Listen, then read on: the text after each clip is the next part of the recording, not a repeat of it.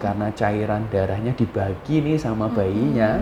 Anak itu suatu investasi kan? Bener, adakah syarat-syarat yang harus dipenuhi ibu hamil, dok? Seperti insya Allah di Rumah Sakit Islam Sultan Agung ini insya Allah menjadi rumah sakit yang aman.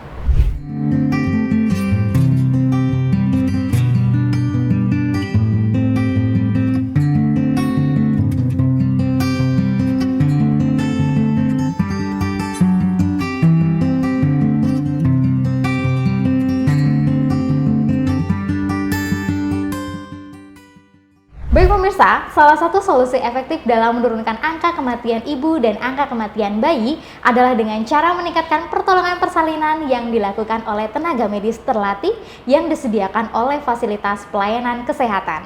Di samping itu, dibutuhkan partisipasi serta kesadaran ibu terhadap pentingnya pemeriksaan kehamilan di fasilitas pelayanan kesehatan oleh tenaga kesehatan.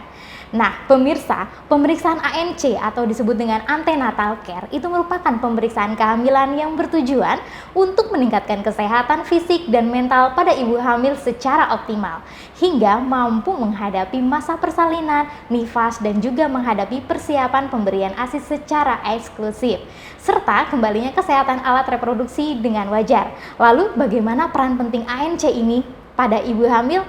Baik pemirsa, di sini kita sudah hadir narasumber yang nantinya akan sharing bersama kita dan juga akan menjelaskan tentang tema kita hari ini, yaitu tentang ANC terpadu pada ibu hamil. Langsung saja kita sapa bersama-sama Dr. Hanif Reza, spesialis obstetri dan ginekologi. Assalamualaikum Dr. Hanif. Waalaikumsalam warahmatullahi wabarakatuh. Bagaimana kabarnya hari ini, dokter? Alhamdulillah. Luar biasa. Allah Akbar. Ini kok berseri-seri, dok? Ada kabar baik apa nih, dok? Kita memberikan ilmu ya. Kita memberikan ilmu. Bismillah ya, dok ya. Nah, ini tema kita hari ini tentang ANC terpadu pada ibu hamil. Mungkin, dok, bisa dijelaskan dulu kepada pemirsa yang sedang menyaksikan ini, ANC terpadu itu sebenarnya gimana sih, dok? Oke. Ya, jadi kita mungkin terminologi dari ANC dulu ya. Itu jadi apa ANC itu singkatannya antenatal care. Yes. Atau bisa kita sebut juga prenatal care atau maternal care. Ya.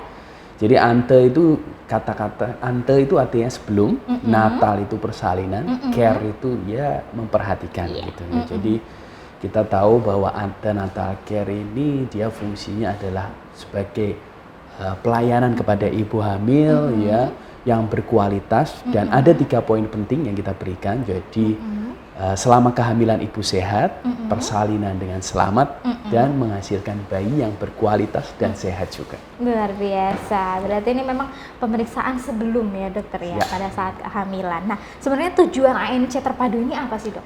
Baik, jadi kita ini belajar kan ilmu dan pelajaran ini kan semakin maju ya, teknologi selain itu.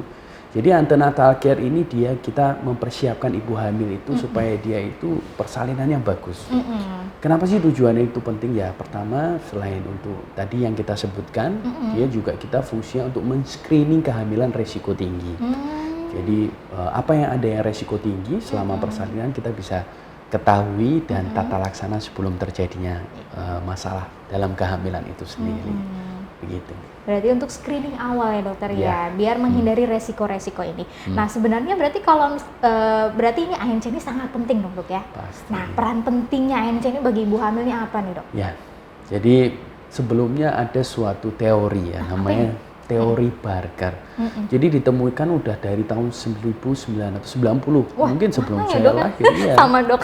Ya. Ya, dok. Jadi teori itu menyebutkan bahwa dalam persalinan atau early pregnancy, apabila bayi ini ada suatu kelainan, misalnya intrauterine growth retardation, jadi dia pertumbuhannya tidak bagus ya, disebabkan mungkin ANC yang nggak bagus, dia ini berakibat nanti setelah dia kelahiran dan dewasa, dia meningkatkan resiko terjadinya hipertensi, gula darah yang meningkat, DM, dan penyakit koroner. Oleh sebab itu, ini untuk bunda-bunda yang dalam kehamilannya dia 9 bulan menunggu bayi lahir, harusnya dia benar-benar diperhatikan antenatalnya, sehingga setelah dia lahir bayi itu menjadi sehat dan selama kehidupannya dia akan aman seperti itu. Iya, berarti memang harus benar-benar diwaspadai resiko-resikonya juga ya Yes, dokter ya. penting Dengan sekali. penting sekali. Nah, kalau begitu pentingnya, sebenarnya ANC ini harus dilakukan kapan sih dok? Kan ini pas masa kehamilan nih dok. Ya, Apa setiap hari dok atau setiap minggu dok? Nah, Oke. gimana dok? Kapan ya sebenarnya antenatal care ini? Jadi dulu itu tahun 2015 kan kita tahu ya bahwa ibu hamil itu di Indonesia di suatu negara itu sangat penting karena itu menggambarkan kesejahteraan suatu negara. Jadi ibu hamil di suatu negara itu harus sehat. Makanya pemerintah itu selalu memberikan peraturan yang baru, pelayanan yang baru untuk ibu hamil. Nah, tahun 2015 kita memberikan ANC itu minimal selama kehamilan itu 4 kali. Trimester pertama 1 kali, kedua 1 kali juga, kemudian ketiga 2 kali. Sekarang mulai tahun 2020 kita memberikan pelayanan minimal ya 6 kali. 6 kali, lebih banyak ya dok ya malahan? Lebih banyak ya, jadi karena ada fungsi-fungsinya nih. Jadi waktu trimester pertama itu dia 2 kali. Kenapa sih? Langsung saya jelasin mungkin betul ya. dok. 2 kali itu untuk pertama kali dia datang kita tentukan dulu dia kehamilannya dalam rahim atau di luar. Ya, jadi kira-kira awal biasanya ibu sudah telat hamil 4 minggu sudah datang periksa nih. Nah, kita tentukan dulu hamilnya. Kemudian kita suruh kontrol paling tidak 1 bulan untuk tahu bahwa dalam kantong kehamilan itu dia ada isinya atau ada fetal pool kita biasa sebut. Kemudian setelah itu waktu trimester kedua minimal 1 kali. Kita sebutkan ini semua minimal ya. Minimal ya dok ya? Dia mau setiap hari sebenarnya boleh. Boleh aja, nggak ada larangan ya dok? Nggak ada larangan, tapi ya kita berikan yang minimal. Yang istilahnya untuk orang Indonesia ya feasible, jadi bisa dilakukan. Jadi trimester kedua bisa kita lakukan minimal 1 kali. Jadi 1 kali ini fungsinya biasanya pada 18 sampai 22 minggu. Fungsinya adalah untuk fetal survey atau kita sebut sebagai untuk mengetahui suatu kelainan ya kita periksanya di 18 sampai 22 minggu. Jadi tahu untuk resiko-resiko bayinya kelainan. Kemudian saat trimester ketiga kita periksa 3 kali. 3 kali ya. Pertama mungkin menentukan untuk posisi hari-harinya bagaimana ya, kemudian posisi bayinya bagaimana, dia sudah masih sungsang atau udah jadi sehingga kalau misalnya sudah ada kelainan kita bisa segera lakukan tata laksana. Ya, jadi trimester 3 3 kali tadi ya sampai dalam persalinan. Ya itu ya. Baik dokter, nah ini kan berarti anjuran pemerintah ini tambah banyak ya dokter ya, kewajiban minimalnya. Tadinya 4 minimal, sekarang jadi 6. Tentunya pemerintah ada alasan ya dokter ya. Pasti. Nah ini kalau untuk resiko-resikonya nih dok, kalau misalkan dari ANC tersendiri ini dari per trimesternya atau kenapa tadi per ANC tiap bulannya harus dilakukan itu bagaimana dok? Ya tadi ya selain kita melakukan pemeriksaan dokter itu harus 6 kali ya supaya kita jelas USG, tidak hanya USG ya. Tadi mungkin kita juga sebutkan bahwa pemeriksaan itu harus meliputi 10T. Ya, jadi 10T itu cukup banyak ya. Cukup banyak. Saya juga sebenarnya ya kurang hafal begitu ya. Tapi ya kita udah ada contekannya, jadi kita belajar ya. 10T yang pertama adalah timbang, ya timbang berat badan bayi, berat badan ibu ya. Berat badan ini sangat penting ya karena sekarang ini direkomendasikan bahwa berat badan itu kenaikannya tidak boleh terlalu tinggi. Zaman dulu kan, udah bu makan apa aja yang pengen apa, sate semua dimakan. Sebenarnya tidak menjadi seperti itu. Jadi kita tentukan dulu BMI ibu hamil saat sebelum kehamilan, kemudian ketika dia hamil kita periksa lagi. Jadi trimester pertama kita tentukan, ibu ini berarti kalau dia BMI-nya normal, contohnya berarti kenaikannya maksimal 15 kilo lah. Selama kehamilan ya dok? Selama kehamilan. Jadi nggak bisa ya naiknya 30 kilo, 40 kilo ya. Jadi nggak bisa, nggak boleh. Karena itu meningkatkan resiko terjadinya preeklamsia atau hipertensi dalam kehamilan. Dan pertumbuhan bayi juga tidak akan bagus ya, tidak selalu maksimal. Nah itu ya kita tentukan BMI timbang. Yang kedua adalah tekanan darah. Nah kita lakukan pemeriksaan tekanan darah untuk mengetahui sebelum hamil ini tensinya dia tinggi nggak sih? Kadang-kadang kan kita usia muda, mungkin dokter kita juga nggak pernah periksa tensi ketika nanti kalau sudah pusing-pusing baru mulai tensi. Padahal kan ya bisa seperti itu. Ya, jadi tensi, tekanan darah, Kemudian yang ketiga adalah status gizi, ya status gizi lingkar lengan, ya, bagaimana ibunya ini, status gizinya baik atau enggak. Karena mencegah juga, ya, kan sekarang program pemerintah adalah stunting itu. Ya. Nah itu dong. Ya dan stunting itu ya berhubungan ketika dia hamil memang gizinya tidak baik, setelah dia melahirkan bayi pun akan juga mengikuti gizi dari ibu. Kemudian yang keempat adalah tinggi fundus uteri, jadi puncak rahim atau kita periksa TFU-nya bahasanya. Fungsinya apa sih TFU? Ya kita tentukan, kita kira usia kehamilannya sesuai nggak sih dari TFU-nya, kan ada beberapa gambar tuh nanti ibu hamil mungkin suka searching TFU-nya sesuai nggak sih dia perutnya itu. Kalau tidak sesuai mungkin ada kelainan atau mungkin kembar bayinya, ya berarti biasanya dia lebih ukurannya pasti lebih besar. Yang kemudian juga ada tentukan presentasi, ya presentasi kepala, sungsang dan lain sebagainya. Yang keenam status tetanus, ya, kita suntik tetanus 5 kali ya selama kehamilan. Ketika dia hamil suntik, ya kemudian 1 bulan setelah TT pertama, 6 bulan TT kedua, 12 bulan dan 12 bulan, keempat dan kelima. Kemudian tablet tambah darah, jangan lupa ya ibu hamil tetap harus minum vitamin. Ya. Semua ibu hamil itu anemi itu suatu fisiologis, jadi karena cairan darahnya dibagi nih sama bayinya, otomatis ibu hamil ini HB-nya cenderung rendah karena cairan darahnya jadi encer. Jadi secara normal ibu hamil itu pasti anemia, jadi pasti diberikan tablet tambah darah. Dan minimalnya adalah 90 tablet, jadi selama 3 bulan dia harus dapat tablet tambah darah. Kemudian tes laboratorium, ya labnya kita cek. Ya, program pemerintah ada triple eliminasi, cek HIV, HBsAg dan sifilis.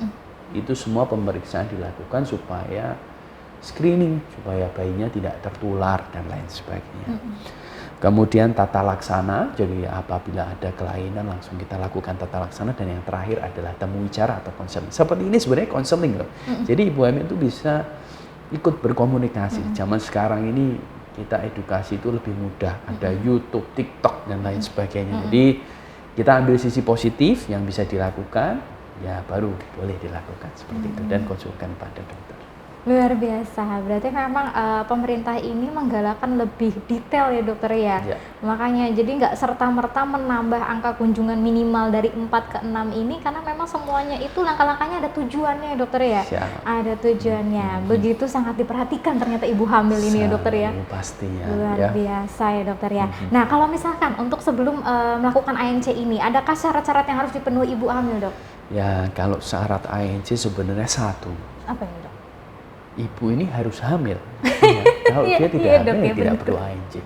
Selain itu sih sebenarnya tidak ada. Tidak ada ya dokter ya. ANC itu yang penting dilakukan saja. Jadi itu suatu kewajiban ibu hamil untuk menjaga aset. Anak itu suatu investasi kan? Benar. Iya kan, ibu hamil itu harus dipikirkan bahwa nanti ke depan anak ini akan yang merawat ibunya. Jadi istilahnya ya semua itu harus kembali kepada orang tua. Ya, baik dokter. Soalnya anak ini calon generasi penerus bangsa nih dok ya. Pasti. Betul dokter. Nah dengan kelengkapan 10T ini nih dok, kalau misalkan kan tadi kan ada resiko-resikonya ya dokter ya. Resiko sebenarnya itu resiko dari yang paling membahayakan bagi ibu hamil ini dilihat dari trimester berapa nih dok? Yang harus diperhatikan banget saat ANC nih dok. Ya sebenarnya semua trimester ini cukup berperan penting. Misalnya pada trimester pertama. Trimester pertama adalah pembentukan otak dari bayi. Jadi benar-benar jadi kita punya timeline gitu ya. Trimester pertama ini organ apa yang terbentuk ya, misalnya otak ini trimester pertama, trimester kedua jantung. Dan itu semua ketika ada kelainan atau masalah, misalnya dia terkena obat-obatan dan lain sebagainya nih di trimester berapa, jadi kita bisa menentukan. Apabila di trimester pertama ya berarti bisa kelainan dari otak, apabila di trimester kedua ya berarti kelainan bisa dari jantung. Jadi setiap trimester itu mempunyai peran penting. Trimester ketiga misalnya berat badan dan lain sebagainya, jadi itu cukup penting. Semua bisa dikonsulkan ya, mungkin ibu hamil sebelum periksa ke dokter tuh bisa searching dulu nih apa yang mau ditanyain ke dokternya, boleh. Dan di sini Sultan Agung cukup yang komprehensif ya, di sini semua ada konsultannya dan lain sebagainya, jadi dan dokternya bisa memberikan informasi yang lebih seperti itu. Baik dokter, tentunya memang pemirsa juga harus lebih ini ya dokter ya, harus lebih pintar memilah informasi ya dokter ya. Yes, Karena pasti. kalau maksudnya di luar sana banyak sumber-sumber yang tidak mencantumkan ngambil Ya, dari ya. mana seperti itu ya dokter ya. Benar, Kadang-kadang periksa ke dokter kandungan atau mungkin ke puskesmas kayak gitu ya karena ada isu apa gitu-gitu ya Ya, dokter ya, benar, seperti itu. benar. Nah, kalau untuk ini sendiri dok, kalau untuk bagaimana upaya yang dilakukan tenaga kesehatan apabila ada bumil yang lupa dengan jadwal ANC-nya? Apakah ada ini kunjungan atau seperti apa dok? Ya, jadi selain harus periksa ke dokter, pasien datang, sebenarnya di vaskes-vaskes yang daerah di rumah itu juga sebenarnya ada kan posyandu dan lain sebagainya. Itu sebagai screening awal sebenarnya. Jadi kalau di daerah rumah ada posyandu, ya sudah lakukan di posyandu dulu, boleh, nggak masalah. Nanti ketika posyandu menyarankan untuk oh ini harus ke rumah sakit ya berarti dijalani saja ya, jadi nggak masalah. Jadi itu penting ya. Jadi ibu hamil sekarang ini boleh mencari informasi sebanyak-banyaknya di sini dari YouTube ya, dari semuanya juga agak mudah sekarang. Ya yang penting ya dilakuin ya. Betul. Dan mungkin di Sultan Agung tidak hanya faktor kesehatan saja yang kita perhatikan, tapi psikologi dan ya keislaman agama itu menjadi poin penting juga ya. Misalnya contohnya murotal Al-Quran ya selama ibu hamil itu memang terbukti secara penelitian bahwa dia membuat ibu hamil itu menjadi tenang dan sebagainya. Dan itu ya penelitian itu bisa ditanyakan pada dokternya seperti itu. Baik dokter, dengan langkah-langkah ANC-nya, kemudian tujuan ANC-nya, berapa kali sekarang minimal. Nah kan biasanya ibu hamil itu mendapatkan buku pink nih dok. Nah itu sebenarnya buku pink itu apa nih dok? Tujuan diberikan buku pink kepada ibu hamil? Ya, jadi enggak cukup banyak ya. Ibu hamil ini dapat buku pink tapi tidak pernah dibaca. Nah itu kenapa? Kok belum hatam ya dok? Jadi sebenarnya fungsinya buku pink ini sekarang apalagi yang terbaru, buku pink ibu dan anak ini dijadikan satu. Oh gitu. Ya jadi selama kehamilan sampai dengan nanti persalinan dan bayi ini nanti vaksinnya bagaimana itu sebenarnya sudah ada di dalam buku pink itu. Jadi cukup penting ya. Dan ibu hamil ketika dia pertama kali mendapat buku yang dia harus kerjakan adalah membacanya. Oh, iya benar. Di sana itu cukup banyak ya, apalagi ini revisi yang terbaru 2020. Jadi cukup banyak ya, ada porsi makan bagaimana, apa sih yang dimakan, apa yang tidak boleh dilakukan. Misalnya ibu hamil naik motor jauh-jauh ya, kenapa sih nggak boleh? Semua itu sebenarnya di buku pink sudah ada jadwal dan lain sebagainya. Apa yang disarankan olahraga, berapa menit itu semua sudah ada. Jadi bisa dibaca ya, dan itu juga tidak hanya ibu hamil ya, tetapi mungkin bapaknya pun juga harus ikut mendapat informasi. Iya kan, kalau kita bahas suami siaga itu bukan hanya jaga aja. Kalau jaga itu di pos satpam itu jaganya. Nah ini tapi dia juga harus tahu informasi. Jadi bisa memberikan semangat, memberikan informasi kepada ibu. Seperti itu. Iya. Dan buku pink juga ini ya dok, seperti rapor juga ya dok ya? Iya. Karena ada catatan-catatan penting ya dokter ya? Benar. Dan itu juga waktu anak mau daftar sekolah sekarang ditanyakan status imunisasinya, sertifikatnya. Dan semua kalau misalnya di buku pink sudah lengkap, aman lah sekolah gimana. Betul. Luar biasa, udah cukup lengkap loh Bapak Ibu ya. Jadi memang harus dibaca, dihatamkan ya dokter ya. Seperti itu. Nah kalau misalkan kita nih sudah melakukan ANC terpadu nih dok, tentunya bagaimana dengan persiapan kelahiran ini dok bagi ibu hamil? Ya jadi kita setelah kehamilan, selama kehamilan dilakukan secara bagus, ya periksanya bagus. Jangan lupa ketika sudah mulai trimester ketiga, ibu-ibu ini dan orang tua dia itu harus mempersiapkan kira-kira tempat persalinan yang akan dipilih ini di mana, ataukah di vaskes pertama, ya, atau mungkin lanjutan dan lain sebagainya. Yang penting adalah tempat persalinan yang aman. Ya. Jadi ibu hamil ini tahu kira-kira dia di rumah, posisi rumah di mana ya, dan kira-kira pilihan yang aman ini di mana sih ya. Dan kemudian kalau menggunakan asuransi BPJS dan non BPJS ya disiapkan suratnya. Jadi jangan tiba-tiba sudah mau bersalin kaget ya, gitu harus bagaimana. Jangan menjadi ibu hamil yang ya keluarga yang cerdas itu ya, mempersiapkan surat-surat dan lain sebagainya, dan persiapan untuk kelahiran. Tidak hanya untuk anak pertama, tapi anak kedua, ketiga, dan lain sebagainya. Sebenarnya ibu hamil itu harus seperti itu. Jadi dia harus memilih putranya pengen berapa. Zaman sekarang ini kan pendidikan semakin tinggi. Betul, dokter. Supaya meningkatkan kesejahteraan, ya, dia harus memprogramkan mau punya anak ini kapan nih. Dan kalau sudah siap, oke, punya anak, dan nanti setelah persalinan tahu persalinan yang aman di mana. Seperti insya Allah di Rumah Sakit Islam Sultan Agung ini, insya Allah menjadi rumah sakit yang aman. Ya, amin ya dokter ya. Luar biasa. Memang ibu hamil ini zaman sekarang memang dituntut harus terencana ya dokter ya. Karena memang pemerintah juga sudah menyediakan fasilitas-fasilitas, bahkan panduan ya dokter ya. Kurang apa lagi nih dokter ya. Tinggal kitanya yang harus pintar mempersiapkannya. Nah, sebagai penutup dok, adakah tips-tips yang ingin disampaikan kepada pemirsa tentang tema kita hari ini? Silakan.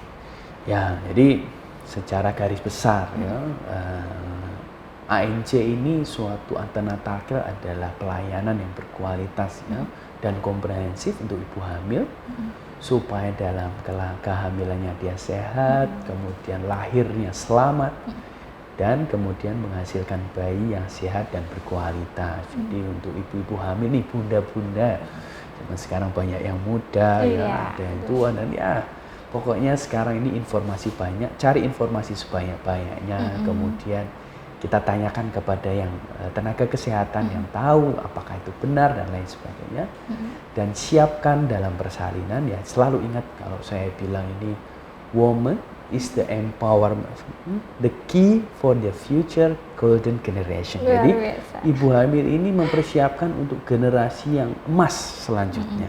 Jadi selain itu, jadi benar-benar harus penting seperti itu.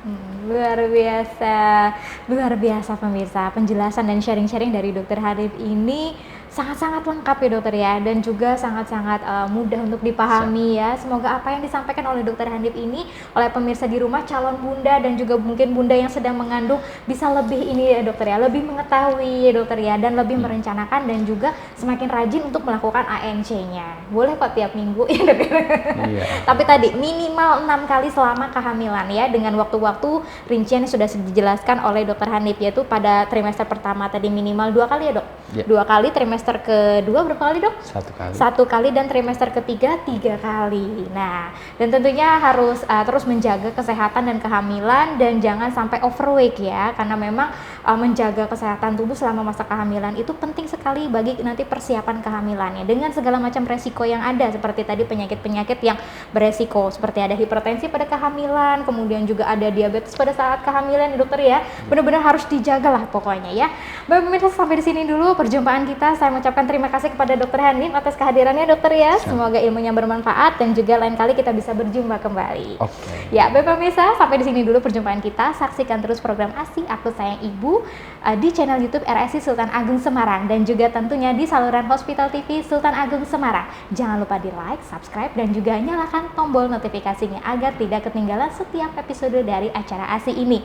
Saya Dokter Gita bersama kru yang bertugas hari ini mohon undur diri. Apabila ada kesalahan kami mohon maaf. Wassalamualaikum warahmatullahi wabarakatuh. Waalaikumsalam.